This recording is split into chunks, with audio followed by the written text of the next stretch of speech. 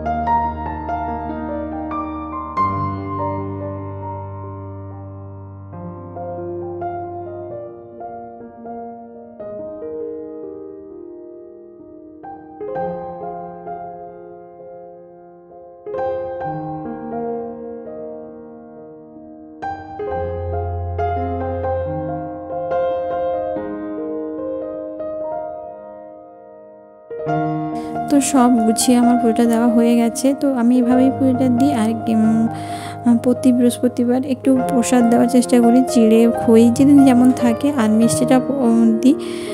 তো আমি দেখেছিলাম একটা ভিডিওতে যে মা লক্ষ্মীর নাকি মিষ্টি খুব প্রিয়, মানে সাদা মিষ্টি। তো আমি প্রত্যেক বৃহস্পতিবার একটু করে মিষ্টি দিই। তারপর ধূপ ধুনো বাতি যা যা থাকে, তারপর পঞ্চপ্রদীপ দিয়ে আরতি, কর্পূর দিয়ে আরতি, এগুলো একটু করে থাকি এই বৃহস্পতিবারে। তো মোটামুটি আমার পুজোটা হয়ে গেছে। তো কেমন লাগলো আমার পুজোর ভিডিওটা অবশ্যই কমেন্ট করে জানাবেন। তো পুজো করে নেমেছি, তারপর দেখি একটা পার্সেল এসছে। তো পার্সেলটা রিসিভ করতে চলে গেলাম। আর এই পার্সেলটা আমার ছেলেই খুলবে, কারণ ও বলে যে সবসময় আমি নাকি পার্সেল খুলি, ও তো পার্সেল খোলে না। তো আজকে এই পার্সেলটা ওই খুলবে। তো ওই খুলছে পার্সেলটা, আর আমি ভিডিও করছি।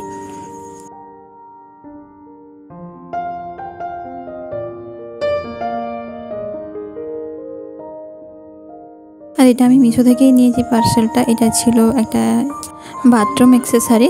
তো চলুন দেখুন তাহলে প্যাকেটটা খোলা হলেই বুঝতে পারবেন যে কী এনেছি। তো এই যে এটা একটা ছিল ওই র্যাকের মতো, তো র্যাকের মতো না, র্যাকই ছিল। তো এই র্যাকগুলো না মানে চিপকে দিলেই হয়ে যায়। এই যে আঠাগুলো দিয়েছে এগুলো দিয়ে মানে চিপকে দিলে হয়, স্ক্রু দিয়ে টাইট করতে হয় না, তার জন্যই এনেছিলাম। তো খুব একটা মানে খারাপ আসেনি, বেশ ভালোই এসছে। তো যেমন দাম তেমনই জিনিস এসছে। এইটার দাম পড়েছিল প্রায় ওই 180-90 টাকার মতো। তো 180-90 টাকা দুটো যখন হয়েছে বেশ ভালোই হয়েছে। আর এবার লংজিভিটা কতদিন হয় সেটাই দেখার। এমনিতেই তো দেখতে ঠিকঠাক লাগছে।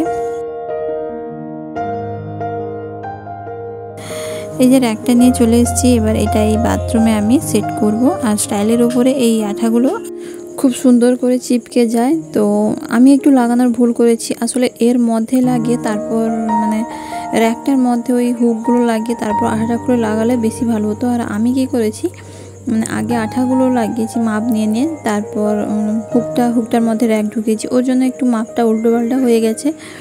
না হলে কিন্তু যদি মানে হুকগুলো পরিয়ে তারপর আঠাটা খুলে লাগিয়ে দেওয়া হয় তাতেই বরং বেশি সুবিধা হয়। আর এই দেখুন খুব সহজে আঠাটা তোলা যায়। আর আঠাটা খুবই শক্ত ছিল, তো সেই জন্যই আঠাটা মনে হয় অনেকটা দিন লংজিভিটি যাবে। এবার কতদিন যায় সেটাই হচ্ছে ব্যাপার। তাই মোটামুটি চেষ্টা করছিলাম লাগানো। তো দু সাইডে মোটামুটি লাগিয়েছি।